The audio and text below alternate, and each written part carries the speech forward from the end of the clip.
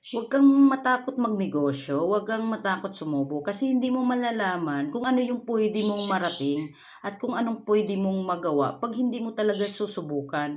Pag naunahan ka ng takot, pag naunahan ka ng duda, wala ka talagang masimulan, wala kang matry na oportunidad na kung saan yung opportunity na yun, maganda pala para talaga sa'yo. So, hindi ko sinabing perfect ang lahat nating subukan ng mga opportunity. Hindi ko rin masabi na para sa'yo yan. Pero at least, ang ano lang doon is mag-try ka. Kasi malalaman at malalaman mo kung yung opportunity na yan ay ikakaganda sa'yo at ikakaganda ng pamilya at future mo. Okay? So, wag kang magpadaig sa takot. Wag kang magpadaig sa duda. Lahat po ng mga opportunity ay parang sugal.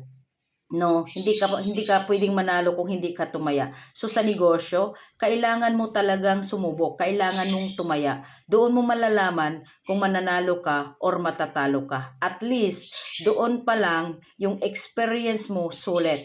Doon yun yung gain mo, yun yung ganansya mo or profit mo, yung experience kasi sa bawat experience na masusubukan natin, sa bawat karanasan ay doon po tayo gumagaling, doon tayo tumitibay, doon din po tayo tumatalino.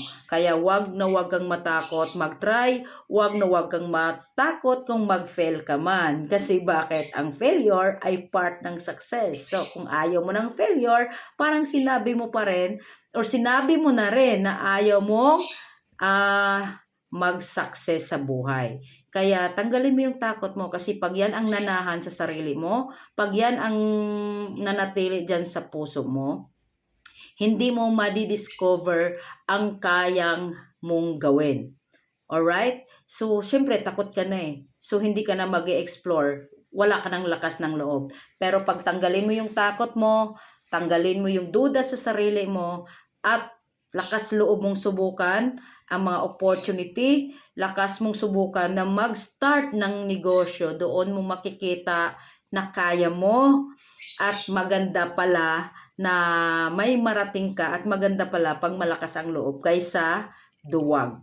Alright? Kaya yun lang. So, gumawa lang ako ng video after nag-church yung kasama yung family ko. Okay? So, blessed Sunday everyone. Tandaan, you can be rich. Believe it.